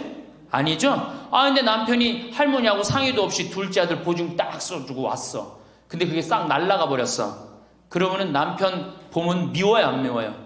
죽을 때까지 미운 거예요. 그건 삶하고 직접 연결되기 때문에. 그러니까 배우자를 믿으면 안 돼요. 제가 본당 신부할 때 농담 반 진담 반으로 항상 그래요. 마누라를 믿지 말아라. 그럼 할아버지들 와서 신부님 그래도 우리가 어떻게 살았는데 마누라가 내 돈을 해먹을 수가 있겠어요? 그건 가봐야 하는 겁니다. 가봐야 하는 겁니다. 그런데 제가 여기 이제 본당 신부 관두고 이제 평창에 와서 농사 짓고 사는데 할아버지 한 분이 내가 세례를 준 할아버지예요. 그 할아버지가 배 만드는 회사의 공장장이셨어요. 대단한 분이죠. 정말로 멋있게 생기셔서 머리도 쫙 넘기고. 그런데 저한테 와갖고 나하고 얘기를 좀 하자고 그러더라고요. 그래서 신부님이 교리하고 신부님이 강론할 때 마누라를 믿지 말고 자식을 믿지 말라고 그랬는데 제가 그 얘기 들었을 때 내가 이 가정을 위해서 평생을 노력했는데 나를 무시할 수 있을까 그런 생각을 했대요. 근데 당신이 은퇴하고 난 다음에 자식들 아파트 한 채씩 다 사주고 평생 배 만든다고 자식들은 서울에서 살지만 본인은 저 아래 가서 살았단 말이야. 너무너무 미안해갖고 이 아파트 이름도 부인 이름으로 해주고 부인한테 2억인가 3억인가 현찰로 줬대요. 그러니까 자기 가족인 걸 다 나눠준 거예요. 근데 그게 딱 나눠주고 나니까 부인이 이혼하자고 그랬대요. 이혼하자고. 정말로. 그래서 너무 놀랬대요. 왜 난 평생 당신 자식들 키우고 뒷바라지만 했는데 당신 평생 해고 싶은 대로 다 하고 이제 집에 들어와서 나보고 뒷바라지 하라는 거냐? 난 못한다. 그러더라는 거예요. 그래갖고 그러면 나 혼자 살 돈이라도 줘라. 그 돈을 내가 왜 주냐? 그 할아버지가 나한테 와서 울면서 얘기하는 거예요. 절대 배우자를 믿으면 안 돼. 우리 어머니가 한 6년 전인가 아버지가 이렇게 자식들이 용돈 주면 이렇게 통장에 돈을 모아두는 통장이 있어요.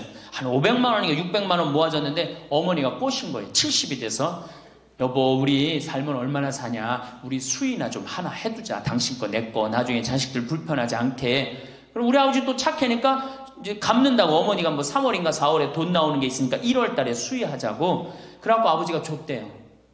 갚는다고 그래서. 지금도 아직도 안 갚았어요.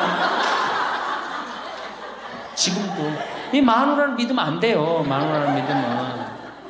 그리고 또 한 가지 중요한 거. 수의해놨는데 지금 6년 전인가 7년 전에 600만 원인가 700만 원짜리 두 분 수의해놨는데 그거 지금 죽지도 않고 그거 장롱에서 썩고 있어. 썩고. 제발 그런 짓 하지 마세요. 수의는 왜 하나? 내가 지금도 그래. 그 600만 원 거 갖고 먹는 거 사 먹었으면은 무지하게 사 먹었을 거야. 동네 할머니들 다 사주고 멋있게 살았을 거야. 그런데도 어떻게 죽지도 않을 거면서 그런 거 해도. 우리 어머니 아버지는 뭐 제가 이거 장담하는 건 좀 그랬지만 지금 근력으로는 최소한 10년은 더 사세요. 그러니까 20년 후에 죽을 수의를 이른해 해둔다는 게 말이 돼요? 안 되는 거지. 그러니까 우리 할머니들 외로우니까 동네에서 막 뭐 화장지도 주고 뭐 바가지도 주고 그냥. 그리고 결정적으로 한 방에 싹 해가는 거 뭐 비싼 거 하나 다 그냥 사기당하고 그러는 거야. 참 그래서 공부해야 되는 거예요. 그래서 정규학교가 필요해야 되니까 4년제.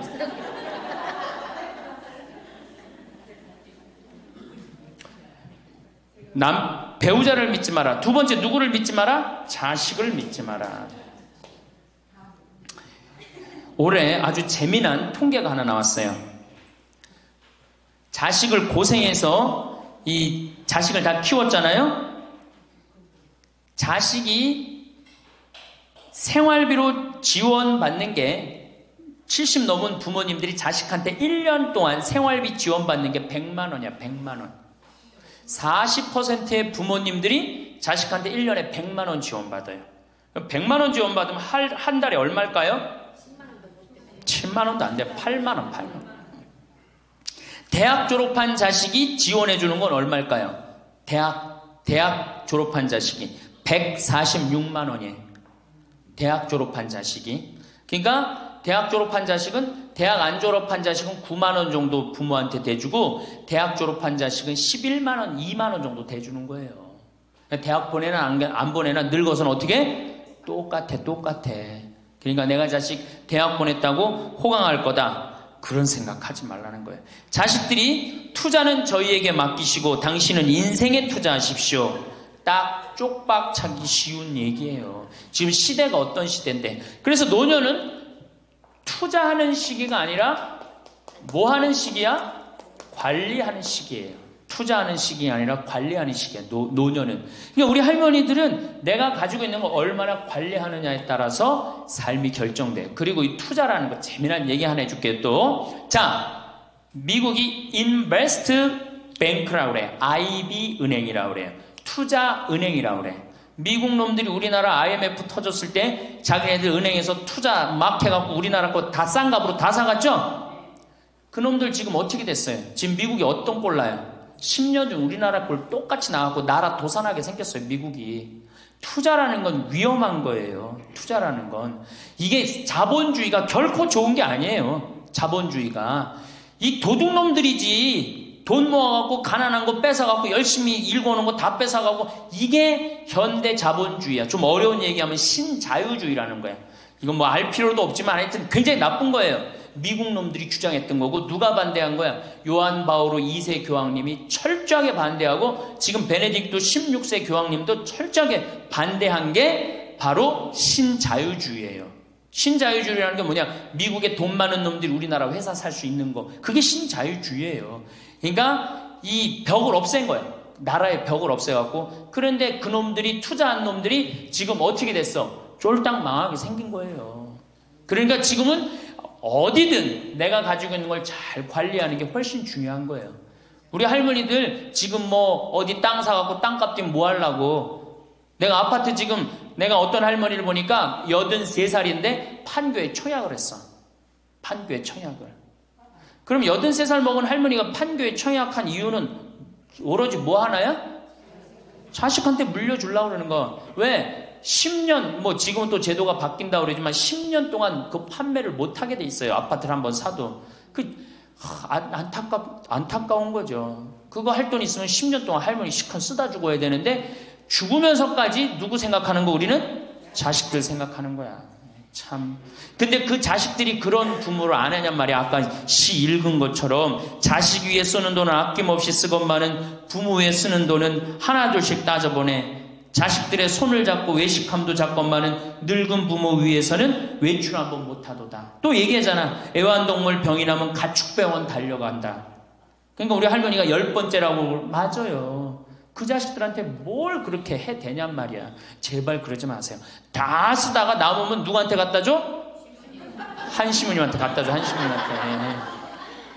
한시모님한테 갖다 주기 싫으면 나한테 갖고 오든지. 아니면 나한테 갖고 오기 싫으면 어디에 갖다 줘? 복지시설에 갖다 주고 돌아가세요. 자식한테 주지 말고.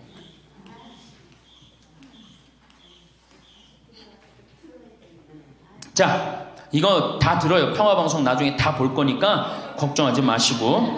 자, 인간은 살아있는 동안 기필코 노년기를 맞이할 수밖에 없다. 각기 연령층에 따라 특별한 은총을 갖고 있기에 늙는다는 것을 굳이 슬퍼할 이유는 없다. 늙었다는 것이 어떤 특별한 자랑이 될 것도 아니련만 고집들이 보통이 아닌 것이 오히려 서글프다. 늙어서 친구들이 더 그리우면서도 만나면 너그럽게 이해하고 보살펴 하련만 남의 탓 들춰내면서 자기 우정의 교류를 단절시키는 것이 아쉽다. 자꾸 나이를 먹으면 단절을 한단 말이야. 그러지 말라는 거예요. 마음도 넓게 가지고. 살아온 길이 각기 다르기 때문에 너와 내가 서로 다름을 깊이 인정하여 하지만 자기만의 삶의 길이 옳은 것인 양 우쭐대는 모습이 우습다. 늙어서는 새롭게 만나게 되는 사람도 점점 적게 된다는 것을 알고 만났던 사람들에게 더욱 애정을 쏟으면서 만났던 것을 아름다움으로 간직하고 소중하게 여겨야 한다. 그러니까 우리 할머니들 비산동 성당에서 10년, 20년 같이 다 사귀어왔던 친구 아니에요? 그러니까 누구한테 더 각별해야 돼? 친구들한테 더 각별해야 된다는 거예요. 지난 세월의 삶이 소중한 것이고 거룩한 것이기 때문에 지금 흐르는 이 순간들을 정성을 들여 값지게 살아야 한다. 그러니까 지금 값지게 살아야 된다는 거예요. 값지게. 예. 그 구리에 있는 성 베드로 대학이라는 구리 성당에 있는 성 베드로 성당에 강의를 갔어요. 그랬더니 강의하기 전에 할머니들이 다 일어나더라고. 봉사자들이 딱 앉더니 수업하기 전에 한 번씩 노인 10계명을 딱 하는데 그분들이 정한 것 같아. 근데 너무 멋있더라고. 그래서 요거 읽어 한번 드릴게요. 1. 당황해하거나 성급해하지 말고 뛰지 말라. 나이를 먹으면 자꾸 당황할 때가 많죠? 그렇죠? 그리고 막 여기 할머니들 여기 와갖고 방이 어딘지 모르고 막 옥상으로 올라가는 할머니들도 있어요. 그런데 그럴 때 어떻게? 당황해하지 말고 성급해하지 말고 물어보면 돼. 근데 나이를 먹으면 자꾸 당황하라고 성급해. 그리고 안 되면 그 다음에 신경질을 부려요. 왜 이러느냐고. 할머니들 아까 저 밑에서 여기 위에 올라올 때 힘들었어 안 힘들었어요? 그 여기 모든 할머니들이 우리 계단에 올라올 때 막 승질을 내. 힘들다고. 이렇게 꼭대기에 있느냐고. 관광버스 여기까지 끌고 올라오지 왜 우리를 저기 밑에서 내려놓냐고. 힘들면 쉬었다가 올라오고 힘들면 쉬었다가 올라오고 힘들면 쉬었다가 올라오면 되지. 그러니까 절대 당황하지 말라는 거예요. 두 번째, 자식이 무엇을 해줄까를 기대하지 말라.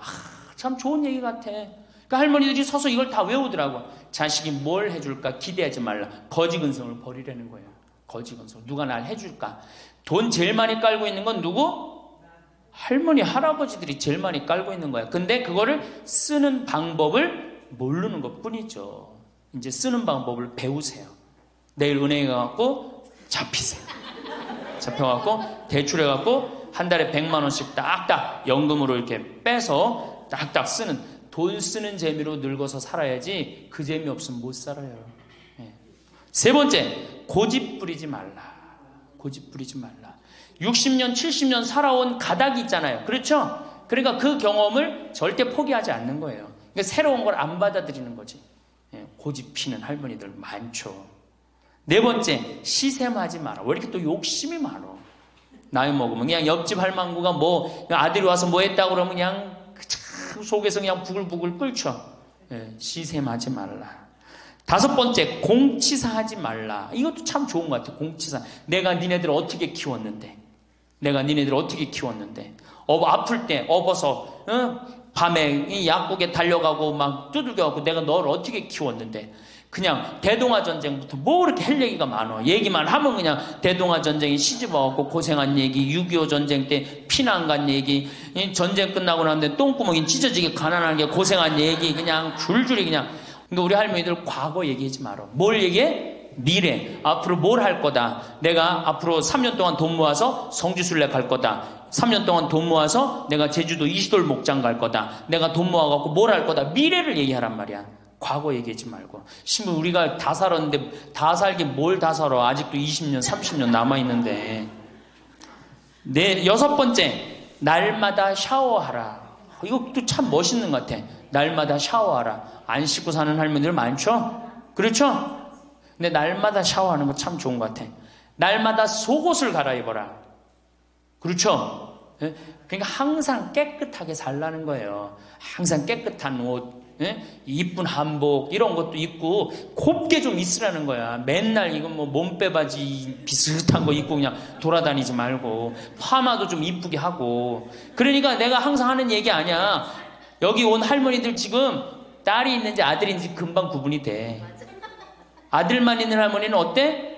파마를 어떻게 하고 와? 철모 뒤집어 쓴 것처럼 해고 와요. 아들만 있는 할머니들 몇 있어 지금 그런 할머니들. 예. 자기 아들은 엄마가 파마를 철모 뒤집어 쓴 거 했든지 뭐 했든지 관심 없어요. 딸이나 돼야지 엄마 그 좀 염색도 좀 하고 웨이브도 좀 이렇게 주고 그러라고 그러지. 이 여덟 번째, 많이 듣고 조금만 말하라. 많이 듣고 많이 들으라는 거니 공부하라는 얘기예요. 공부. 제가 내일 이제 그 얘기는 드릴 거예요. 그 다음에 9번째, 많이 움직이고 많이 걸어라. 이 굉장히 중요해요. 나이 먹으면 자꾸 근육이 땡기기 때문에 걷고 싶어, 안 걷고 싶어요? 안 걷고 싶죠? 그러니까 안 걷고 싶으니까 그냥 집에서 참 쪼그리고 앉아있어. 쪼그리고 앉아있으면 굳는 거예요. 그대로 굳어버리는 거예요. 쪼그리고 앉아있으면. 그러니까 가능한 한 많이 걸으라는 거예요. 그냥 다닐 수 있을 때까지 다니시는 게 좋은 거예요. 10번째, 이게 이제 그 얘기를 딱 해내. 욕심을 줄이고 나누어 주어라. 욕심을 줄이고 나누어 주어라. 계속 나눠주고 이제 얼마 안 남았는데 뭘 그렇게 끌어안아. 계속 나눠주라는 거예요. 계속. 그래서 이게 우리 할머니들, 제가 우리 할머니들 보면은 어디 잔치집에 가면은 뭐부터 챙겨? 음식 싸가려고 그러죠? 욕심 피는 거예요. 음식 싸가려고 그러고 하나라도 더 가져가려고 그러고. 아니 지금 가지고 있는 거 고아원에 떡 한 번 갖다 주고 무료양론에 밥 한 번 더 갖다 주는 게 지금 급선무지. 내가 싸갖고 가갖고 그거 다 상한 거 뭐 하려고 먹어. 그러니까 우리 할머니들 어르신 성경대학에 전심 줘야 안 줘요? 주죠? 1년에 보통 며칠 정도 얻어먹어요? 한 40일? 한 달에 4번 정도 먹으니까 방학 있고 그러면 한 40일 정도 얻어먹죠? 40일 얻어먹으면 양로원에, 무료 양로원에 가서 밥 한 끼 대접해야 될 거 아니야. 어르신 성경대학이 먹고 땡! 그렇지? 먹고 땡이죠? 그러니 이게 이게 하느님의 자식이 아닌 거지. 껍데기만 자식인 거죠. 이제 어떻게? 욕심을 줄이고 나누어 주어라. 난 이 구리성당 그 성베드로 대학에서 일어나고 이걸 외우는데 멋있더라고요. 그러니까 우리 할머니들도 이렇게 노년을 멋있게 사세요. 내일은 노년을 어떻게 하면 멋있게 사느냐. 정말 내일은 제대로 제가 내일 말씀을 드릴 거예요. 감사합니다.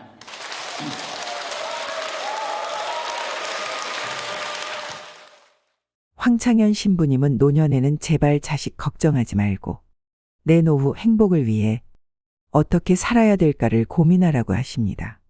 평생을 자식, 가족을 위해 희생하신 분들이 많을 텐데요. 지금이라도 자신만의 인생을 사시고 후회 없는 노후를 즐기셔야 됩니다. 오늘 황창현 신부님이 말씀하신 노후 준비에 대한 말씀을 바탕으로 은퇴 후 절대 해서는 안 되는 것들에 대해 알아보겠습니다. 은퇴 후 절대 하지 말아야 할 것들. 첫 번째, 욕망을 자극하는 말에 귀 기울이기. 사기꾼들은 사람의 욕망을 자극합니다. 한번 욕망에 불이 붙으면 돈은 저절로 싸들고 오니까 말입니다. 경제적으로 윤택해지고 싶고 큰 돈을 벌어 자식들도 팍팍 도와주고 싶고 돈 걱정 없이 더 넓고 좋은 아파트나 풍광 좋은 전원주택에서 살고 싶은 욕망은 누구에게나 있습니다. 비싼 차, 명품 옷, 잘 차려진 사무실로 사람의 마음을 흔들고 욕망에 불을 지핍니다. 이번 기회에 한몫 단단히 챙겨서 고생 끝내고 자식들도 도와주며 살라고 욕망을 부추기는 사람을 멀리해야 합니다. 마음을 빼앗기는 순간 재산을 잃고 알거지가 되는 수가 있기 때문입니다. 그렇다면 어르신들이 속기 쉬운 금융사기 수법의 특징에는 어떤 게 있을까요? 금융감독원에서 2년간 어르신들에게 접수된 피해 신고 제보건 중 자주 발생하는 사기 수법 특징 3가지를 공개하였습니다. 첫째는 오프라인 투자 설명회를 활용합니다. 디지털 기기에 익숙하지 않은 어르신들은 온라인보다 오프라인 투자 설명회를 선호하시는 경우가 많습니다. 이러한 특성을 이용해서 사기 업체들은 전국 각지에서 투자 설명회 등을 개최하여 전도유망한 사업을 진행하고 있다며 어르신들을 현혹하는데요.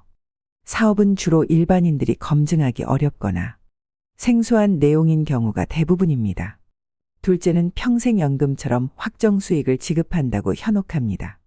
노후 대비가 되어 있지 않거나 미래 현금 흐름이 불확실한 어르신들이 표적입니다. 실제로 일정 기간 동안은 약속한 확정 수익을 지급하며 믿음을 주어 지급한 배당금도 재투자로 이끌어내는 방식을 사용한다고 합니다. 셋째는 모집수당을 미끼로 유인합니다. 어르신들은 주로 오랜 기간 신뢰를 쌓아온 지인 또는 가족 등의 말을 별다른 의심 없이 믿고 투자한다는 점을 이용하여 업체들은 고객에 모집수당을 주면서 주변 지인, 가족 등에게 투자를 권유합니다. 이는 전형적인 불법 피라미드 다단계 방식이라고 볼 수 있습니다. 고수익에는 항상 그에 상응하는 높은 위험이 따른다는 평범한 진리를 명심할 필요가 있습니다. 고수익 무위험의 확실한 투자처가 존재한다면 업체 혼자 수익을 독차지하려고 하지 절대로 불특정 다수를 대상으로 모집 수당 등을 지출하면서 투자금을 모집하지 않습니다. 은퇴 후 절대 하지 말아야 할 것들 두 번째, 모르는 분야에 투자하기. 언제나 선수들은 먹고 튈 때 막차 탄 초짜들만 피해를 보는 것이 소위 투자라는 이름으로 벌어지는 아사리판입니다. 주식하지 마라, 주식은 도박이다. 이렇게 말씀하시는 분들 많죠. 자신이 도박하는 것처럼 주식을 했다가 판돈을 날린 경험이 있으니 이런 조언을 하는 겁니다.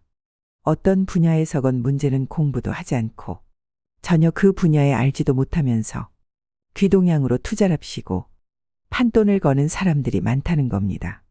꼭 이런 사람들이 상투를 잡고 막차를 타면서 돈을 잃죠. 이렇게 횡재수를 노렸으니 도박을 한 겁니다. 요즘 경제신문들이 또 부동산 시장이 되살아난다며 펌프질을 하고 있는데 여기에 귀가 솔깃하신 분들 계십니까? 경제신문들의 장난질에 속지 마시기 바랍니다. 투자로 돈 벌고 싶으시다면 치열하게 공부부터 해야 할 일입니다. 은퇴 후 절대 하지 말아야 하는 세 번째는 준비 안 된 창업하지 않기입니다. 은퇴 후 재취업의 대안으로 창업을 고려하는 경우가 많습니다. 은퇴 후 마냥 놀 수는 없으니 뭐라도 빨리 하고 싶은 마음은 10분 이해하지만 그렇다고 무작정 사업을 시작하시면 안 됩니다. 창업은 취업보다 훨씬 더 많은 준비가 필요하고 시간도 그만큼 오래 걸리는데요. 은퇴 후 재취업이 어려운 상황에서 평생 모아두었던 노후 자금을 창업 비용으로 투자하게 됩니다. 그렇지만 대부분의 사람들은 창업 아이템이 독창적이지 못하고 벼락치기로 준비하다 보니 쉽게 의지하는 것이 바로 프랜차이즈입니다. 한 집 건너 한 집이 치킨집, 커피숍이 된 이유이죠. 더 큰 문제는 이처럼 창업률이 높은 업종이 폐업률도 높다는 점입니다. 은퇴 후 창업은 자아실현이나 꿈을 이루기 위한 경우도 있겠지만 대부분은 생계가 목적입니다. 창업할 수밖에 없는 상황이라면 잘 될 거라는 안일한 생각은 접고 안정적인 수익 창출을 위해 많은 노력을 기울이셔야 합니다. 이렇게 준비해도 생기는 게 창업 리스크입니다. 그럼에도 나는 정말 내 사업을 해보고 싶다 하시는 분들은 원하시는 사업 업종에서 실제로 일을 해보시는 걸 추천드립니다. 은퇴 후 절대 하지 말아야 하는 네 번째는 무언가를 배우기에 늦었다고 생각하지 않기입니다. 노후 준비를 망치는 또 다른 생각은 무언가를 배우기에는 늦은 때라고 인지하는 것입니다. 중장년이시라면 100세의 시대에 이제 겨우 반을 사신 것뿐입니다. 머리가 굳고 습득이 느리기 때문에 혹은 이 나이에 배우는 것은 큰 의미가 없다는 생각을 하는 경우가 많은데요. 요즘엔 노후 연령이 늘어나는 만큼 제2의 직업이나 취미를 갖는 것이 매우 중요합니다. 나는 딱히 하고 싶은 취미도 일도 없다 하시면 국가지원제도를 활용해서 자격증을 따보시는 것도 방법인데요. 은퇴 후 남성 중장년들이 가장 많은 취득하는 자격증인 지게차 운전 자격증과 굴삭기 자격증은 60대, 70대까지도 현역으로 일하시는 분들이 계십니다. 그럼 50대 중반이나 후반의 자격증을 따도 10년은 더 일할 수 있다는 얘기겠죠. 은퇴 후 취미나 소일거리 없이 남은 인생을 보내는 것은 스스로를 힘들게 하는 길입니다.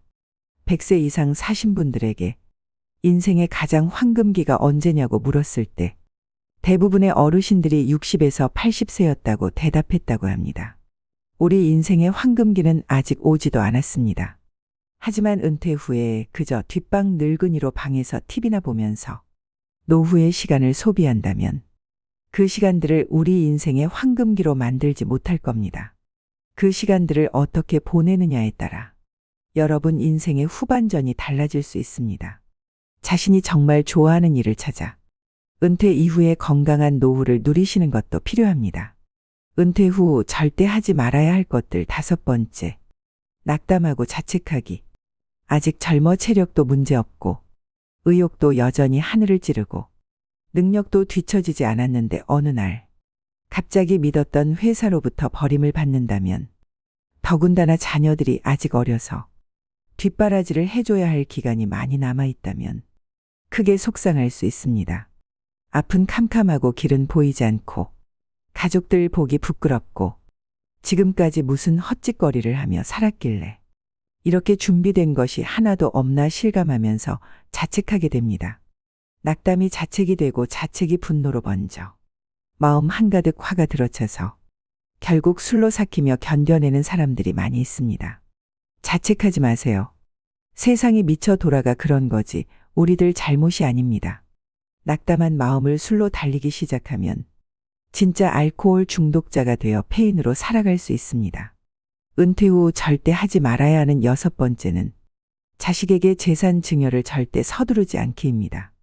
80년대는 은퇴자의 70%가 자녀에게 생활을 의탁했지만 오히려 지금은 자녀 리스크라는 말까지 생겨날 만큼 자녀가 자산은커녕 노후의 리스크가 될 수 있는 현실인데요. 현역으로 일하는 동안 노후 대비에는 소홀하고 자녀에게 너무 많은 비용을 쏟은 경우를 말합니다.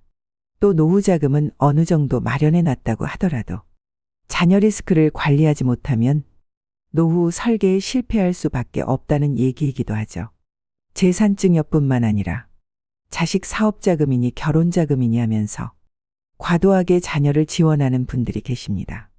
자식이 사업하는데 돈이 급하다고 자신이 살고 있는 집을 담보로 대출을 받아준다든가, 자식 번듯하게 결혼시키려고 노후 자금으로 모아둔 돈 탈탈 털어 자식에게 주시면 안 됩니다. 자식은 나이가 60, 70을 먹어도 자식이라고 남들보다 더 챙겨서 시집 장가 보내고 싶은 마음도 알겠고, 사업자금 쪼들여서 고생하는 거 보면 어떻게든 도와주고 싶은 마음도 알겠지만 자신이 가진 재산을 올인하시는 건 절대 안 됩니다. 물론 자녀를 리스크라고 부르는 주장에 동의하시지 않는 분들도 계시겠지만 한 번쯤은 생각해 보셔야 되는 현실적인 문제입니다. 늙어서는 돈을 꼭 움켜쥐고 계셔야 합니다. 증여는 죽기 직전에 해도 늦지 않습니다. 은퇴연구소에서는 노후 준비에 3F가 필요하다고 하는데요. F로 시작하는 3가지가 행복한 노후를 만들어준다고 합니다. 첫 번째는 건강 피트니스입니다. 건강하게 신체 나이를 줄여주는 가장 확실한 방법이 바로 마음 습관입니다. 즉 스트레스 관리법인데요. 웃으면 복이 와요가 아닙니다. 웃으면 건강해집니다. 돈으로는 살 수 없지만 인체에서 특정 조건에서 생성되는 강력한 암치료제가 바로 엔돌핀, 세로토닌과 도파민입니다. 나이 들수록 많이 웃고 사셔야 됩니다. 그리고 나이가 들면 찾아오는 고질병이 있습니다. 고혈압, 고지혈, 당뇨인데요. 히포크라테스가 말하길 음식으로 고치지 못하는 병은 약으로도 고치지 못한다는 말이 있습니다. 약에 의존하기보다는 같은 값이라면 저염식, 건강식으로 균형 잡힌 규칙적인 식사가 더 도움이 됩니다. 또 가까운 거리는 걸어 다니시고 대중교통을 애용하는 습관이 오래 사는 지름길입니다. 돈, 배우자, 좋은 친구가 있다 하더라도 건강이 없다면 모든 것을 잃어버린다는 걸 명심하셔야 됩니다. 두 번째는 돈, 파이낸스입니다. 노후에는 국민연금과 퇴직연금 그리고 개인연금의 3층 연금으로 노후의 월급인 연금 준비가 필요합니다. 또 노후 준비는 빠르면 빠를수록 좋고 현역으로 오래 일해서 전략적으로 노후 준비를 하셔야 됩니다. 여기서 반드시 확인해야 하는 부분이 퇴직연금과 개인연금은 수령받는 금액과 수령할 수 있는 기간이 있다는 점입니다. 죽을 때까지라는 모호한 기간을 예측할 수 없기 때문에 수령 기간이 짧으면 많은 금액을 받을 수 있지만 본인이 생각한 것보다 더 오래 산다면 퇴직연금과 개인연금은 고갈됩니다. 그래서 추가로 주택연금을 가입하시는 분들이 최근 많이 늘었습니다. 100세 시대에 늙는 것도 서러운데 금전적인 문제까지 늙어서 해결해야 한다면 더 서글퍼지지 않을까 생각합니다. 노후에는 집 한 채보다는 현금 흐름이 나오는 연금이 중요해서 3층 연금으로 노후의 월급인 연금을 반드시 준비하셔야 됩니다. 세 번째는 소일거리 필드입니다. 소득을 올리는 일거리뿐 아니라 은퇴 후 남는 시간을 보람차면서도 재미있게 보낼 수 있는 소일거리를 의미하는데요.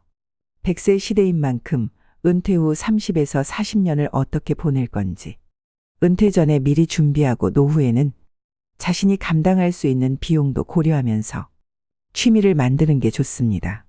직장 다닐 때는 직장이 필드겠지만 은퇴한 후에 필드는 달라집니다. 파크골프나 글쓰기, 그림 그리기 같은 취미 활동이나 봉사 활동 등으로 바뀌는데요.